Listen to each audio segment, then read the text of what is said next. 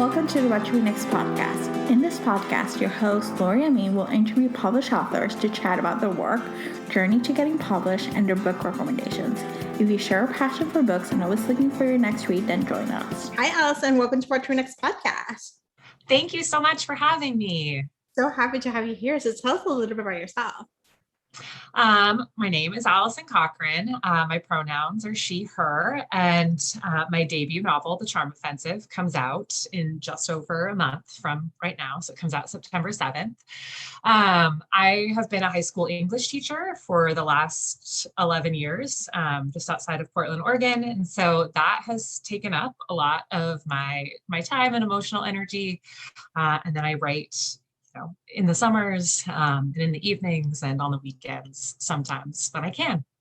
I love this. So were you always a writer, always wanted to write, or was it something that just came later in life, it's a creative aspect? Yeah, I was always writing. I started pretty young. I think I wrote my first quote unquote book when I was in kindergarten or first grade. I know that it was a Barney the Purple Dinosaur fanfic. So that is what I wrote about and was very proud of it. And so I've been writing my whole life, and kind of as an adolescent, growing up, I knew I either wanted to write or teach. And I went with teaching in terms of professions to pursue, because it was a little bit more dependable. And then sort of kept writing as a hobby that I did just for myself up until very, very recently. So I love this. And so talk to us about the writing process of The Charm Offensive. When did you start writing? How long did it take you from start to finish? The whole process of where we now see in the shelves, when this interview airs. Yeah, so it's the beginning is a very unusual process. So I had the idea for The Charm Offensive as a gay bachelor who falls in love with his producer in June of 2019. And the idea kind of came to me, and I sat down to write it the next day. And then in 6 days wrote the first draft. And so, yeah, which is not normal and not something I recommend. I don't think that was the healthiest creative process. I did not do a lot of sleeping or eating or showering during that time. But it kind of was one of those stories that came so much from my own personal feelings and experiences that it kind of just poured out of me. And obviously it was a horrific first draft. And then I spent the rest of the summer revising it, and then started the process of querying agents in September of 2019. And then signed with my agent in November. And we had to do some pretty intense revisions. So we did that for about 4 months, and then went on submission, I think late March of 2020. So right after pandemic shut down, started doing the submission process, trying to find a publisher. And then I ended up signing, getting the deal with my publisher at Atria in early June of 2020. So yeah. And then still lots of revising after that to get it where it is today. Yes. And I love the final product. So thank you. Great job. So let's chat about The Charm Offensive. What is the elevator pitch? So the elevator pitch is literally just gay bachelor, I think is kind of the key selling point. The slightly longer elevator pitch is that it is about sort of socially awkward and anxious tech genius who goes on a reality dating show in an attempt to kind of reboot his public image.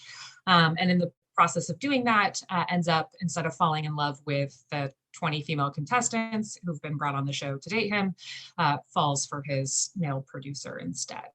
And it's so good because it delves into anxiety, it delves into sexuality, the spectrum of sexuality, it delves into OCD, it goes into different heavier topics, but at the same time it doesn't lose the story of we're on a bachelor, and here's an imperfect bachelor that can make great TV, but we want to, and we have producers want to protect this bachelor at all costs.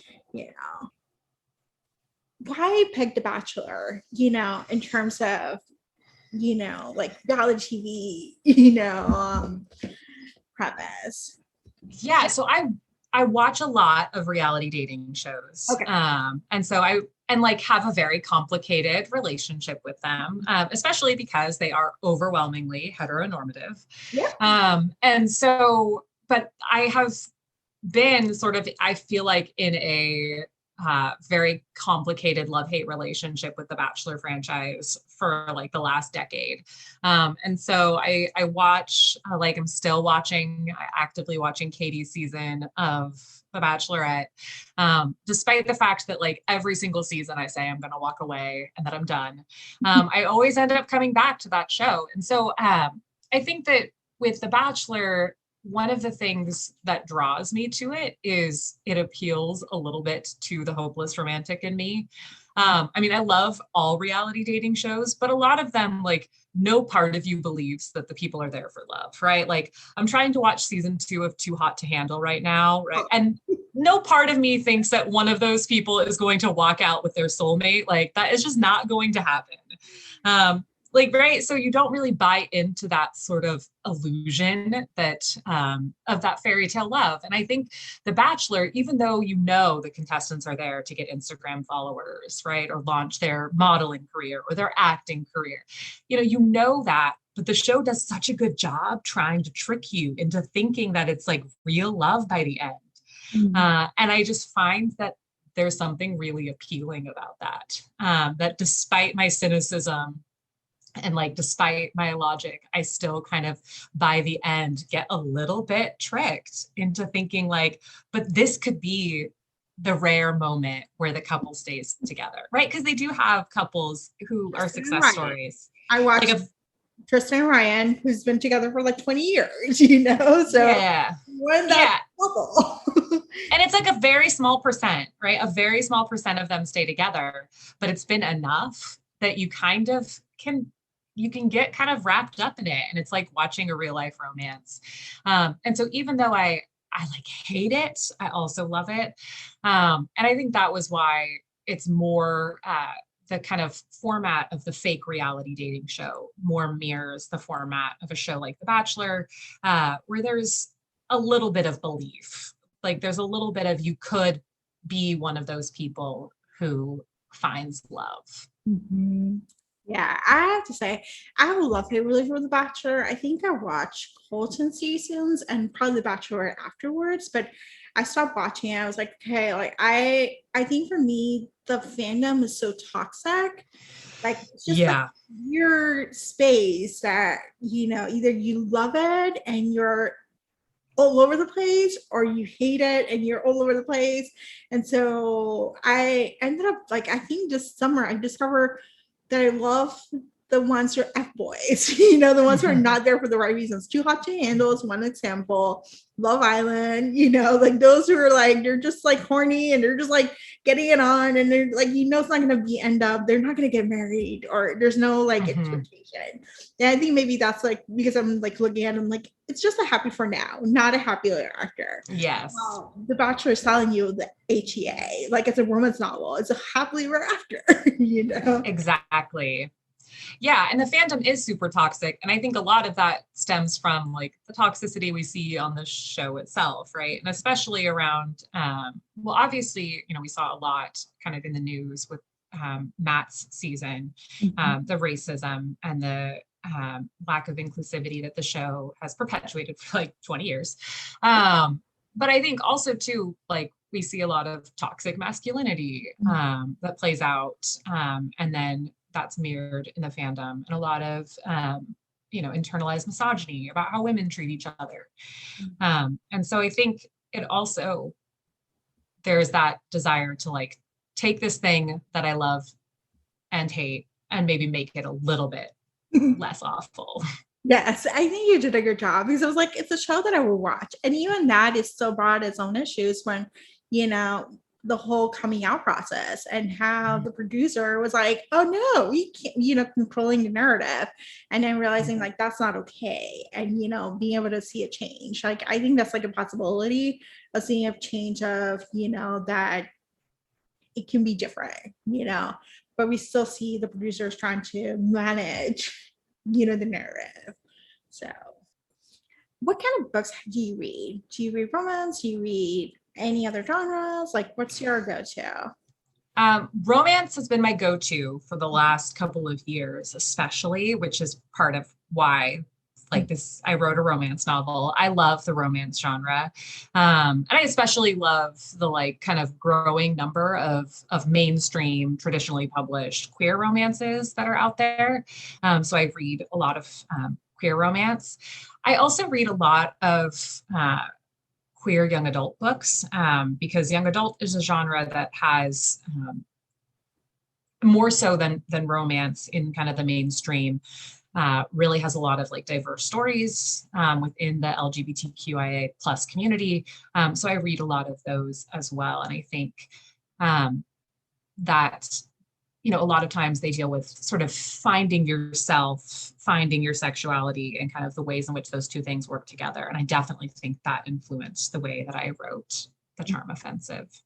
Yeah, I think it was a bit of coming of age of literal life, which I appreciate because I'm like, I didn't come of age in my teenage years. Like, reality was like, it was a literal life process. It was in my 20s when I realized certain things. And even in my 40s, I'm turning 40 tomorrow, I realized that I'm still coming to terms with like my sexuality, my like what I see myself in my views and all the different things. Like, it doesn't have to be, it doesn't get to be attached to, you just need to figure out by 18, or 20, and I think that I appreciate seeing, queer romances coming up, with older characters, because we see it a lot in YA books.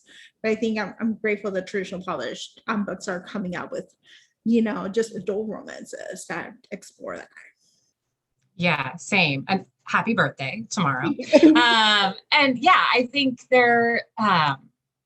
I think there is room for so many different kinds of queer stories, but I think within romance and like having older characters who are still figuring out their sexuality, especially like kind of the complex nuances of sexuality, is important to me. I love seeing that representation as someone who came out much later in life. I did not figure that out as a teenager. So I really appreciate being able to see older characters still grappling with all parts of their identity, not just their sexuality, because of course the characters in my book also are still figuring out how to deal with their mental health and how to prioritize different aspects of their lives. Well, what's your research like to get the mental health part right? A lot of the mental health storylines, I just was writing from my own experiences. And so as much as possible with both of the characters, I tried to focus on my own lived experiences and what I have been through. And then, of course, like talk to other people as well about their experiences, and had people with different mental health diagnoses and mental illness read the book. But yeah, a lot of their experiences were just pulling from my own. Yeah, I really appreciate the anxiety representation and the depression, because I think sometimes we gloss it over. We're like, oh, I'm so depressed. And it's like, no, there's symptoms, and there's things that happen, when you're depressed, that you can't gloss it over. Like, just like, oh, I'm so depressed. Like, and I appreciate that, we were able to see a character arc of going through it, and then still and overcoming and going through recovery and trying to figure out how to manage your mental health. Yeah, and it's hard because, within romantic comedies, we expect a certain amount of resolution, right? They have to have this happy ending. And so in choosing to have the characters like struggling with their mental health, I think it was hard because I didn't want to give the image that their mental health was resolved at the end, right? That I am able to talk about my anxiety and depression a lot more. And, I am in treatment for that and take medication for it, but that doesn't mean it's like resolved in my life. And so just making sure that trying to honor that for a lot of people, that's a lifelong process. And that doesn't mean it's always horrible, right? But that it isn't something that is miraculously cured after 3 sessions of therapy. And I think sometimes it can feel that way when we see mental health portrayed, that it can be just such a blip. Mhm. Yeah, I think it's like the identification. I feel like sometimes they assume I struggle with mental health, I struggle with anxiety. Anxiety is like the one pervasive, diagnosis. I have all the other diagnoses, and I've dealt with recovery, and I've seen the process of it. And so for me, I appreciate seeing other characters struggling with it and learning how to cope with it and learning to live with it, because it's just not going to go away. Like your thought process is, you still may have catastrophic thinking, you may have rumination, you may have a panic attack, you may feel social anxiety, and like it's nice to know like you're not alone. I think that's like what it feels validating as someone who struggles with it. Is like I'm not alone, I'm seeing somebody else struggle with it, and being able to fall in love, like, because I think sometimes you just think about like you're struggling with anxiety, struggling with depression, you're not good enough, you have all this thought process, and therefore you're gonna be dying alone for the rest of your life. And it's nice to know like that's, romance novels can teach you that there's a possibility out there, and you can have a healthy relationship, at some point too. Yeah, I totally agree. And I think too, I like seeing mental health in my romance novels, obviously, because that's my reality. Like I live with anxiety and depression, and I love romance. And so I enjoy seeing that. And I think it's hard. There's that feeling and that kind of notion that you have to be like 100% perfect in order to be like, just to be the best, all the work. No, I really important too, that we all deserve love. Yes. Yeah. We all deserve love.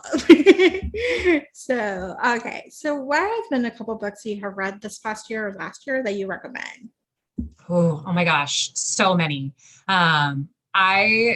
I think maybe my favorite book so far of 2021 is The Guncle by Stephen Rowley. I loved that book. I loved that I was crying and laughing like at the same time in multiple scenes. And that's not a romance, but it is just a wonderful book. So that's one of my favorites. I think one of my favorite romances I've read this year isn't out yet. It's Weather Girl by Rachel Lynn Solomon. It's coming out in January. And it's another romance that also has a lot of mental health representation. And I think just like talks about depression in really authentic and genuine ways. Yeah. And so that is one, if you like mental health rep in your romance, I highly, highly recommend it. Yeah. Adding that book to my TBR. I know I'm like a huge fan of Rachel Lynn Solomon's book, so I'm like, this is just like an added bonus, that is Yeah. good mental health rep, So tell us where we can find you online. Ooh, you can find me at my author website, AlisonCochrun.com. You can find me on Instagram in terms of social media that I know how to use. Instagram is the number one. So, and my handle is just Alison Cochrun. I'm also on Twitter, sort of. I don't really know how to use Twitter. It scares me. But you can find me there as well. Awesome. Thank you, Alison, for being on the show. Yeah, of course. If you enjoyed this podcast, feel free to share with friends, subscribe, rate, and review the show. This is the easiest way to support the podcast. For book recommendations, author interview archives, and other fun book resources and tips, please visit WhatchReNextBlog.com. The Watch Read Next podcast is part of the Frolic Network. To discover new shows to listen and love, please visit frolic.media/podcast. Thank you so much for listening and have a great day.